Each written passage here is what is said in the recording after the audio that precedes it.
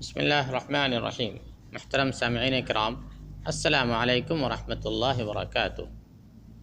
آپ کے سامنے پچھلے سبق میں یہ بات آ چکی ہے کہ اللہ تعالیٰ نے انسانوں کی ہدایت کے لیے بہت سارے نبیوں اور رسولوں کو بھیجے، اور ان کی تعداد کو پوری تفصیل کے ساتھ اللہ کے علاوہ کوئی نہیں جانتا ہے۔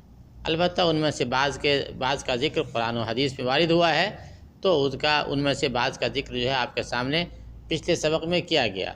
اب آگے مؤلفین فرماتے ہیں کہ ان نبیوں اور رسولوں میں ایک دوسرے کو جو ہے اللہ نے فضیلت بھی دیا ہے، ایک دوسرے پہ، یعنی بعض کو بعض پہ فضیلت بھی دیا ہے۔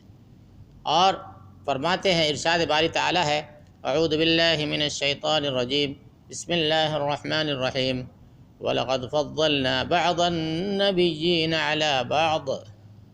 ترجمہ، اور ہم نے بعض پیغمبروں کو بعض پر بہتری اور برتری دی ہے۔ اسی طرح اللہ تعالیٰ نے رسولوں میں سے بعض کو بعض پر فضیلت عطا کی ہے۔ ارشاد باری تعالیٰ ہے، بسم اللہ الرحمن الرحیم، تِلْكَ الرُّسُلُ فَضَّلْنَا بَعْضَهُمْ عَلَى بَعْضٍ۔ یہ رسول ہیں جن میں سے ہم نے بعض کو بعض پر فضیلت دی ہے، اور ان میں سے افضل وہ رسول ہیں جو اولو العزم عزم والے، عالی ہمت والے کہلاتے ہیں، اور وہ یہ ہیں نوح، ابراہیم، موسیٰ، عیسیٰ، اور ہمارے نبی حضرت محمد صلی اللہ علیہ وسلم، اور دیگر انبیاء علیہ السلام جن کا ذکر ابھی آپ کے سامنے کیا گیا۔ فرمان باری تعالیٰ ہے، فاصبر کما صبر اولو العزم من الرسل۔ اے پیغمبر، آپ ایسا صبر کریں جیسا صبر عالی ہمت رسولوں نے کیا۔ اور ارشاد باری تعالیٰ ہے، اعوذ باللہ من الشیطان الرجیم، بسم اللہ الرحمن الرحیم، وَإِذْ أَخَذْنَا مِنَ النَّبِيِّينَ مِيثَاقَهُمْ وَمِنْكَ وَمِن نُوحٍ وَإِبْرَاهِيمَ وَمُوسَىٰ وَعِيسَىٰ ابْنَ مَرْيَمَ وَأَخَذْنَا مِنْهُمْ مِيثَاقًا غَلِيظًا۔ اور ہم نے تمام نبیوں سے عہد لیا، اور بالخصوص آپ سے، اور نوح سے، اور ابراہیم سے، اور موسیٰ سے، اور مریم کے بیٹے عیسیٰ علیہ السلام سے، اور ہم نے ان سے پختہ عہد لیا۔ تو یہ جو ہے، یہ آیات ذکر کرنے کا مقصد یہ ہے کہ اللہ نے نبیوں میں بعض نبیوں کو فضیلت، اور بعض رسول پہ فضیلت دیا ہے، اور ان میں جو سب سے افضل ہیں وہ ہیں ہمارے نبی حضرت محمد صلی اللہ علیہ وسلم۔ چنانچہ فرماتے ہیں، اور محمد صلی اللہ علیہ وسلم سب رسولوں میں سے افضل رسول ہیں، اور وہ خاتم النبیین، امام المتقین، سید ولد آدم ہیں۔ اور جب تمام نبی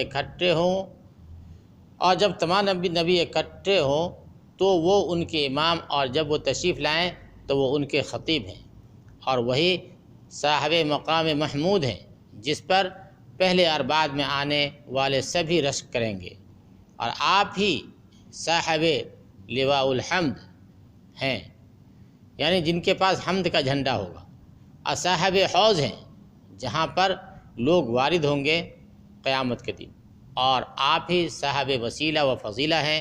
اللہ تعالیٰ نے آپ کو اپنے دین کی سب سے افضل شریعت دے کر مبعوث فرمایا، اور آپ کی امت کو جو لوگوں کے لیے نکالی گئی بہترین امت بتایا، آپ کو اور آپ کی امت کو فضائل اور بہترین خوبیوں سے مزین فرمایا، جو کہ آپ کو اور آپ کی امت کو سابقہ امتوں سے ممتاز کرتی ہے، اور آپ کی امت پیدائش کے اعتبار سے سب سے آخری امت ہے، لیکن قیامت کے دن سب سے پہلے اٹھائی جانے والی ہے۔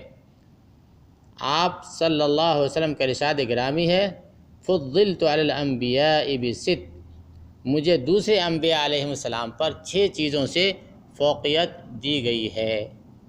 اور آپ صلی اللہ علیہ وسلم کا یہ بھی ارشاد ہے، انا سید ولد آدم یوم القیامہ وبیدی لواء الحمد ولا فخر وما من نبی یومئذ آدم فمن سواہ الا تحت لوائی یوم القیامہ۔